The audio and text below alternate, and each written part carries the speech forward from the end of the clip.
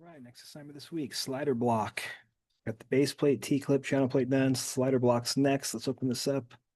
Let's take a look here. Let's see. This looks good. Same instructions, slider block, DWG PDF. Here's the dimensions. I'll open up mine. Let's find those slider block dimensions. Slider block number one. I think we actually do two slider blocks this week, and so slider block dimensions for the first one is the one I want. It's not marked number one. I had a second one that was marked number two. So this is it, a slider block. One thing I should have checked the rubric on that last assignment. I'll check it on this one. I think it may have one of those ASME descriptions on the on the hole and the center marks. We didn't have any center marks on the last one, so I'm not going to worry about it. But I'm going to check the rubric on this one and see if maybe this is the first assignment that picks up, maybe making sure that these are a quarter-inch extensions past the feature on a hole when you're using center marks. You don't only use center marks on a hole, sometimes you use them on slots. So we'll see other uses of center marks, but holes mostly on these first few assignments. We've kind of done radius. We had some center marks on radiuses that were concentric to holes, but so if I'm just going to look at this, I'll just take a quick preview of the if I have the information I need. So I don't know. Naturally, I might feel like I'm going to start lower right on this, and just kind of I definitely have a pretty heavy datum point, which just means kind of a point on this object where I'm going to pull a lot of uniform dimensions from. So I can see, I mean, me, that when I just look at this drawing, my attention due to the arrows pulling from it on this lower right tend to grab my attention, and I hope they do you too. So this seems to be kind of a powerful corner of this part, a lot of dimensions coming from it. A few others coming that have to be, but you can see predominantly this part is pulling dimensions from, kind of starting from, this bottom line area and this right side line. And we're really leaning towards here, like establishing a pretty, if you're going to pull a bunch of dimensions from one area, it's going to fall under this category of a datum point or kind of a really important edge feature side of an object. So naturally, my eye is drawn to this corner when I look at this, and I now just start to analyze the dimensions. And if I can just proceed to draw this, if I need to glass box it, so be it. We'll see if I need to on this one. Like, I don't know, like this is got some good dimensions. I'm going to come over 4.5. If I were to start drawing from here over, I have a 60-degree angle, and eventually it's going to be at 1.3 up here, or at 5.25 overall. So this still could be kind of hard to draw, get this the right length without some construction work to bind myself in. Coming this way, probably the similar situation. I'm coming up an inch. I've got it 60 degrees reading out here. I definitely am trying to keep this thing 2.75 tall at the utmost point. And then this is going to be a decimal number over. So it's not a whole inch. It's definitely a fraction of an inch, oh 03, like 3 and a 32nd or so. And then we come down. We're not even given a dimension down here. So I feel like I probably will glass box this thing. The overall glass window pane looking thing will be 5.25 wide by 2.75 tall. At least that way it gives me kind of a binding box for this. So I'll start with that. Plus I'll start working from this lower right. I'll throw this up on my other screen now. And let's jump into CAD.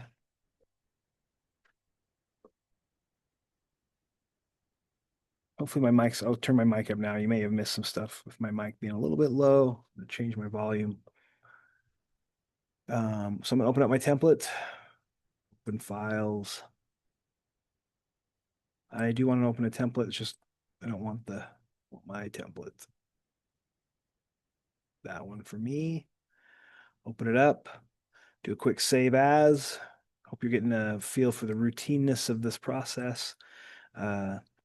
Drafting is very routine work. You do get proficient at stuff because you do a lot of uh, your workflow is there's a workflow here that you're kind of establishing the same concepts over and over. It changes because things change. You're drawing new things or whatever, but there's a workflow that is uh, very uniform. So I'm gonna I'm gonna save this one as a drawing. Change the format to a drawing now, and this one is the slider block. with no, yeah, my slider block with no number assigned is what I have mine. So here's I have my dimensions one up already. Just need a slightly new name. Excellent. So I'll go over and start drawing this thing. So yeah, if you like the glass box idea, I do too. 5 1/4, 5.25. You get good with these like common decimal fractions too. I should upload a decimal equivalency chart, but a lot of times I'm just following that drawing.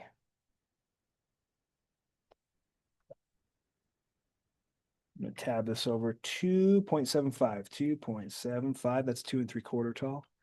And so this is the binding box for this little part here. I'll draw some visible lines. I always just kind of draw what I have and try to figure out what I don't have. So, um, got my endpoint object snaps on, midpoint object snaps. Yep. Geometric center object snaps. Start to identify those. Start to recognize when you need to turn on some that you're missing, some of the more vague ones. Okay. You know what I didn't do on the last assignment? I just remember I didn't join it all at the end. I should have done a polyline command join. That's okay. It's not part of the rubric to check. Oh, I was going to tell you to check the rubric on this one just a little bit. So let me just scroll down, just look to have a glance at the rubric. Generally, it's not in there to join it. I don't have a line item to check if it's joined. I should, and I might eventually add them later. These rubrics tend to kind of grow over time. I tend to drop some of the stuff that we've mastered, and then I add new things to these rubrics. So just double check them. Right now, they're pretty similar. There's just a few other line items that might show up. We've got layers, we've got line types. See if we drew it correctly. Maybe if my dimensions aren't correct. If because you don't add dimensions, but I go through and check your object that it's drawn to the right dimensions when I actually do my check.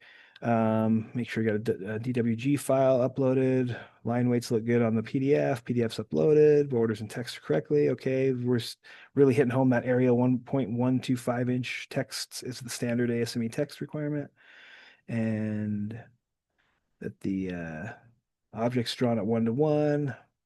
No dimensions are shown. And this is the one that is the other. If I look at this whole list, some of it's ASME standard, like some of the line types we've created in our layers are trying to follow an ASME standard, light and heavy. But I say that is loosely and kind of not, I don't know if ASME has a strict specific layers. I know some of the stuff we are using is definitely from that, but um this one is, though, that they love us to have a 1/4 inch, 0.25 inches, center lines extending past the edge of circles or holes, or really the features, um, at least a 1/4 inch. And then sometimes we even modify those, like we've did on even on the first spacer, where we've pulled the center lines to meet each other to show some some alignment. Anyway, this is one thing I'm going to really watch on this one. This might be the first rubric where that shows up, so it's an important one. Okay, I'm glad it's on there, this one. So I'm going to draw on the visible layer here. This thing comes across at 4.5, 4.5. And then it comes up here at some height. Really, that's the number that I have data to input is I have the angular measurement I could put in, or I could put in the length here.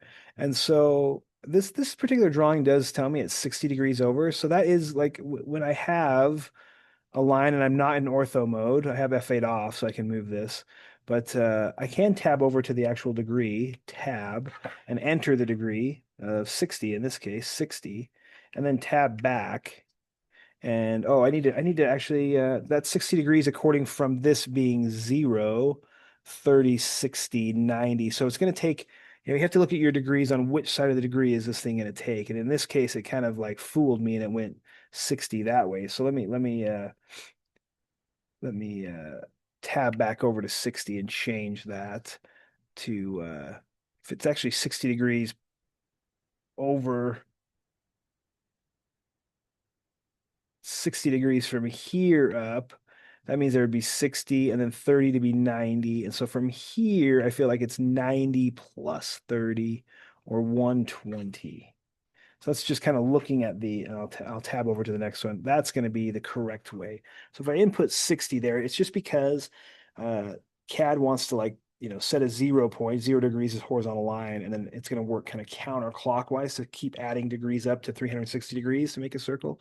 So, um, that's the default CAD mode on how degrees are calculated. So this is technically 60 degrees from this horizontal line up to here on my drawing. If I look at this, I'm calling it 60 from up from here to here. But technically, if CAD's basing it off of this being 0, then it's like all the way up to a vertical line would be 90 degrees. And then over 30 more would be 120. And then that would leave 60 remaining. So, essentially from here all the way over to the next horizontal line or the same horizontal line is 180 degrees. So that's kind of how that's calculating. 180, then it would come clear around to 360. So I have to keep that in mind when I'm using degrees as a dimension or using degrees as a data input. Just know which way where 0 is started. And I think default, I haven't set anything up different than default on this particular, and so it's pulling there from a horizontal line being 0. And the way I went was counterclockwise. So back to this. Um, yeah, so I have that 120 now, and then I could really just like pull this up and then snap it. This is an intersection grip. So you have to have this toggled on to be able to get that. Otherwise, you're just gonna like I'm locked into 120 degrees, but I could specify any length here.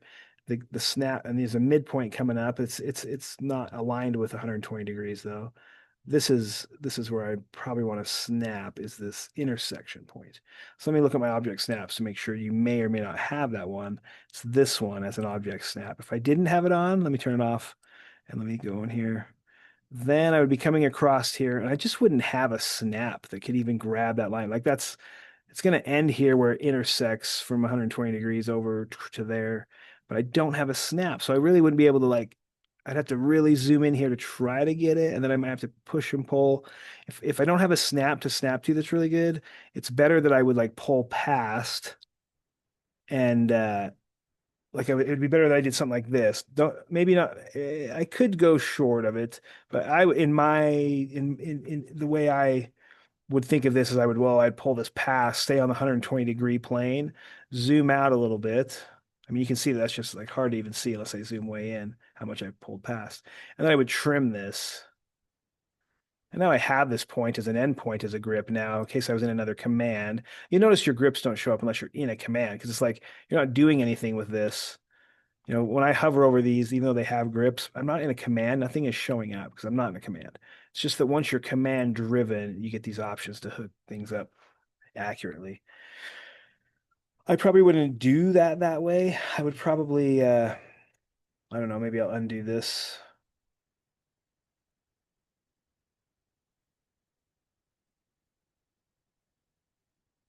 Maybe I'll redo some of that. I'm just going to delete that actually now that I think of it. I've got that line down there that's 4.5 inches long. So I'm going to draw the next line. I think we've determined I'm going to tab over and say it's 120. Hit enter. If I didn't have that showing up, undo that for a minute. Mine went a little bit haywire. I want to click here. I want to tab, say 120 and tab back. I think I hit enter when I have the length arbitrary here. So no, I'm going to use the intersection grip here. So I'm going to look for this intersection point and there it is. It's like snap into that intersection where that 120 degrees is going to intersect that geometry that I have there right there.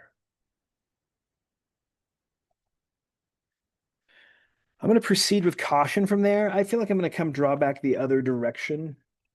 And I mean, what I'd like to see is me draw myself over here and then have it hit that point accurately. So I'll just double check that.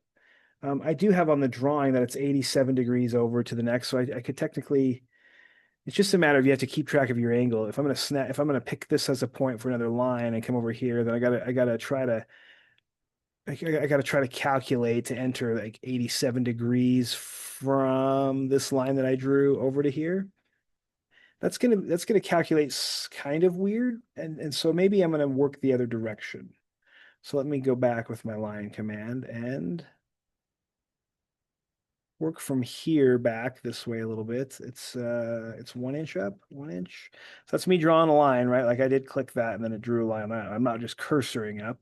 I try to remember to say when I'm doing that.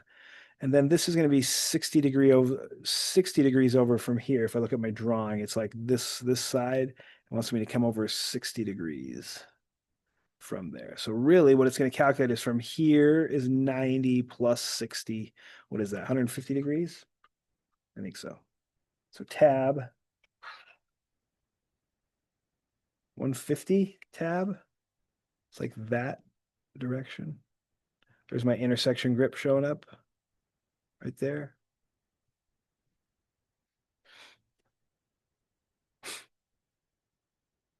And then the next one would be from there to here. I just snap on, look for that endpoint. I got to zoom in sometimes. You'll see me all the time. I'm zooming in on these things when I'm in the middle of a command just to make sure I'm accurately hitting my endpoint. I don't like to draw real accurate features from way back here, right? I know the endpoints will snap open or they will show up for me. You know, if I'm back here and I want to like do this, this is just too far back to draw. I just can't be sure that I've got the right endpoint or whatever. I do zoom way in on these when I'm drawing, you know, and so I'm constantly zooming in and out on my object to make sure that I'm grabbing the right snap, things are aligning. It's just your workflow is definitely like take a really close look when you're hooking on stuff existing geometry. Don't drive it from way back here. It's easy to make. I mean, there's so many snaps. The further out I go, the more these snaps are almost imperceptible of which one I'm to get on. I've got to zoom in and isolate those snaps. So, okay. I'm gonna do some checking here. Like I might do some measurement checks because I have checks. Like I said, I use some degree measurements here, which is good. I like that this drawing has a few degrees just to try to draw using some degrees. But I do want to check that some of the linear measurements are coming out accurately. So, I mean, I know that I'm bound in that box that I drew, and that's all good because I use the binding, I use the my window box to help me terminate some of these ends. I just want to maybe pull some dimensions. Is this equal 1.3 to that? I don't know. It wasn't a dimension I input because I drew it by degrees. So let me check this dimension. Let me check this one. I drew this one by 60 degrees or essentially 150 over. So I want to make sure that this 3.03 is maybe what is this linear measurement would be from the edge over. I'm going to do a couple double checks on this. Maybe I'll check this degree measurement, see if it's 87. Yeah, I'm going to do some checks. So let's do that. I'm going to pull out just a measurement degree, just the distance. The quick check would probably check this though too. It's going to give you the length of the line. Definitely gives me the right degrees. There's 57. Of course, that's 57 from there to there. So, oh, here's 87. If I just bounce around this, I thought I saw it show up. Right there is 87. I'm actually hovering over, and that little gray 87 has showed up. So I've been able to check my degrees look pretty good. Let me check a linear measurement. That's a little more like from here, maybe from this point to this point. 3.03. Yeah, so that's why the dimensions on the drawing just showed 3.03. It was terminating at two decimal places on those dimensions. Technically, my precision that I'm drawing to is four decimal places, so that's why I'm seeing that I've got 3.0311. The dimensioning on that sheet was rounded to two decimal places. So that's correct to me. I like that. Let me check the other one. It was 1.3 from the bottom up. So let me check that. I'll snap here and just pull up.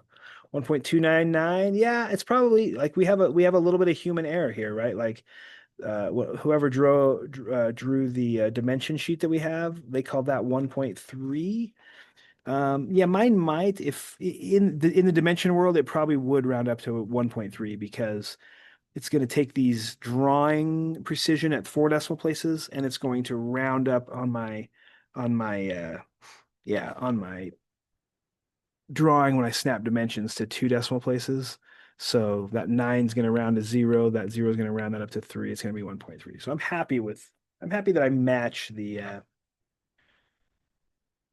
for the overall profile here, I match the drawing. Now I've got to put in some circles or some holes here. So I think I'm going to move to the construction layer. I'm going to do a line command. I'm going to cursor over here. So I'll try to make sure I'm not drawing. I'll try to differentiate from when I draw from when I just cursor over. This this circle here is 1 inch over and a half inch up. So I can either choose to put. I'm going to put a reference line where an endpoint of a line I can use as a center to place a circle. I'll do the same thing here too. So I might just put up like a vertical line here and then another vertical line here. So the endpoint I can grip to. So I'm going to use this construction line as a for grips essentially to place that circle accurately. So I'm going to go over 1 inch and then I'm going to go up a half inch. And then the next one, I'm going to go over 3.5 inches and go up 1 inch. Looks like I have an alignment that I'm like specifying here that this 1 inch is also to the center of the circle. So I have an alignment going on here from the feature edge to the center of the circle, and that's because the center line really just continues on, and then it's picked up by a dimension. So I infer some alignment here. Okay, let's put that in. Construction line. From here, that first one comes over. I'm just cursoring over, pick a grip, try to stay in a line. It doesn't like it if you pull off like this. It's not going to keep it. I have to kind of, loose. It's nice that it's pretty forgiving. I loosely stay in line there. Pull it in the direction I want to go. And one. Cursor over one. This thing is the hole's going to be on center at 0.5 or a half inch. That's that line. Enter to enter the command again. I'm back in on a line command just by hitting enter or selecting it on the ribbon menu. I'm going to cursor over this one. How far is this one? 3.5, 3.5. Cursor over and then up to 1. Exit or escape.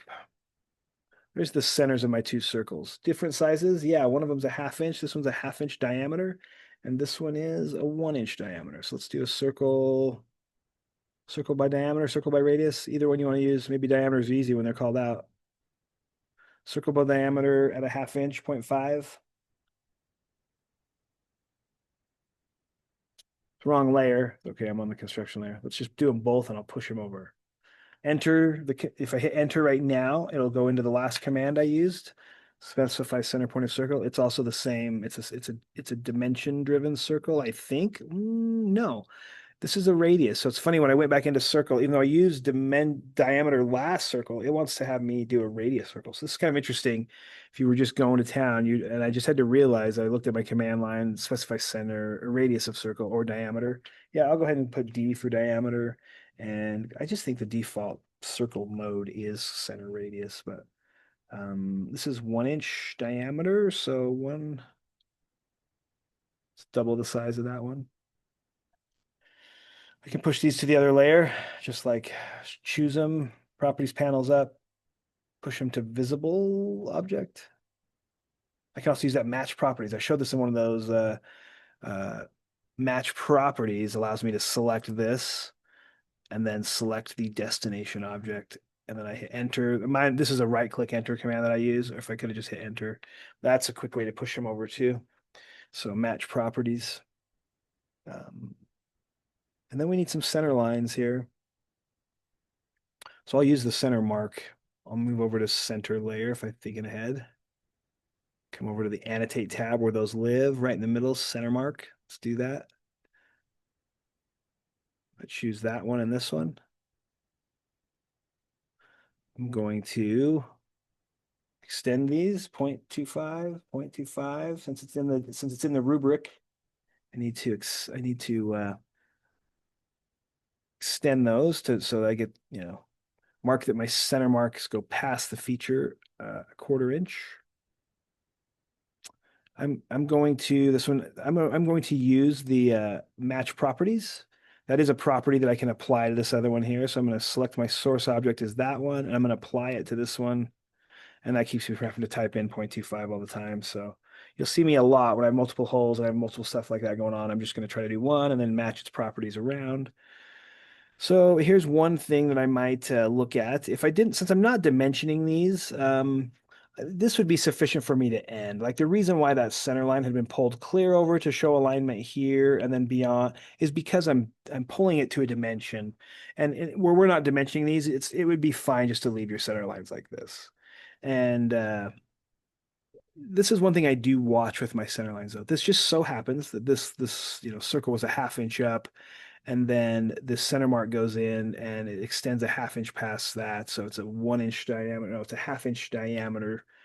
So essentially, this is like a quarter of an inch radius circle, and then my extension is a quarter of an inch, and then I get this alignment here to where the center line kind of aligns with a feature. That's great, especially if I'm like pulling a dimension. Like if and on the drawing itself, like this, if I actually dimensioned this, I would totally leave that because I would just dimension, and I would have these. Let me zoom in a little bit.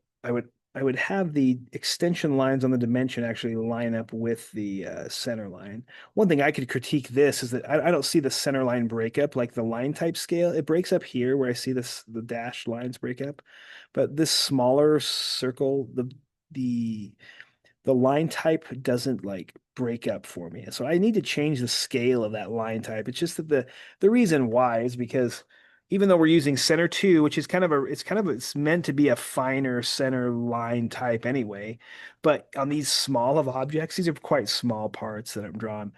Uh, the default line type scale of one doesn't it still looks like on a small part, even with a pretty fine line type scale or a fine line type choice, it still doesn't break it up to make it look like the actual line type it should. It should have some dashes here.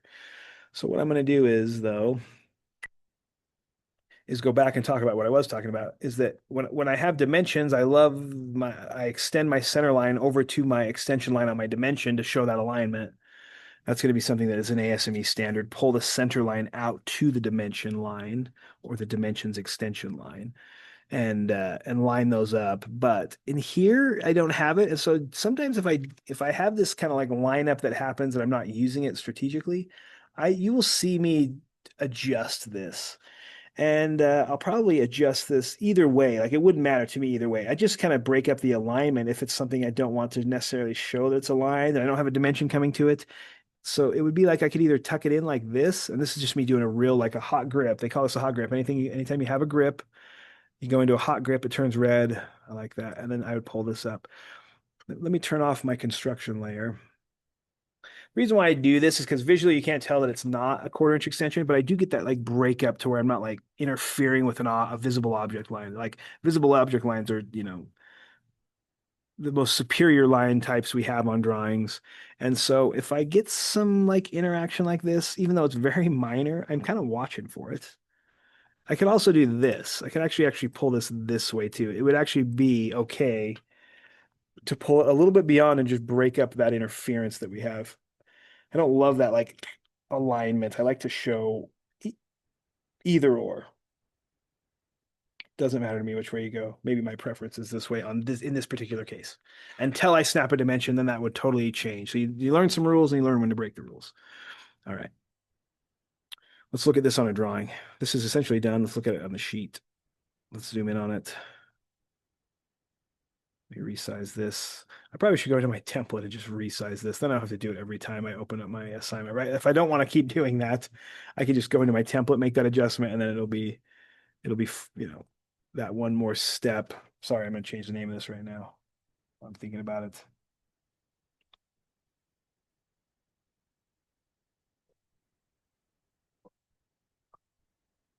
Which one are we doing here?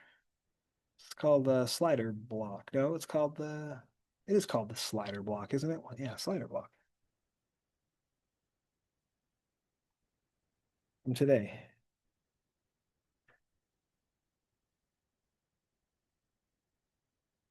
I double click in here, unlock it so I can move it, pan it over. Still 1-to-1. Yeah, I'll center this up. Yeah, it's a pretty small part, maybe one of the smaller ones we've drawn. And I'll lock it down. Excellent. Now that I've locked it down and chosen that this is, 1-to-1 scale, I don't think we're supposed to double size this. It would fit probably double size. I can't remember. I think on the assignment I said 1-to-1. That's fine. Let's leave it like this. I'm going to adjust the line type scale though. So I've got my properties panel up. I'm in the model browser. I've got my navigation wheel, so I know I'm looking at it. I've really locked in that this is the size I want. So I'm going to choose this. I'm going to adjust the line type scale as a feature. Color, layer, line type scale is going to apply a scale to that. And the smaller the number, the finer it is, right? So if I say zero point 0.5 scale, I get a break up there. Let's see if it works for this little bit smaller one. I just zero point 0.5 is just kind of my next size down I use. Still not fine enough for that one. Maybe 0.25. Yeah, I start to get that break up there now. Their line type scales don't match. That's okay, but I get the visual appearance that they are, that they're center line types. And so this should look better on my drawing. Like I said, that's one of the last features I fix here. And then I'll Control P to preview this. I like this. I see some break up there. That's good. Let's call it good. I'm gonna save this file.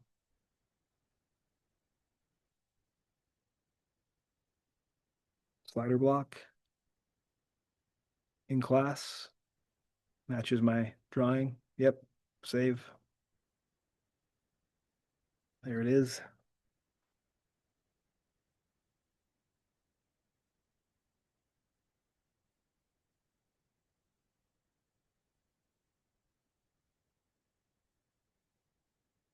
Right there, huh? Right there. I think that's it for this one. Those will both be uploaded. Got them both saved. Go in here to CAD, turn off my save that. All right, catch you on the next one. Upload those two files.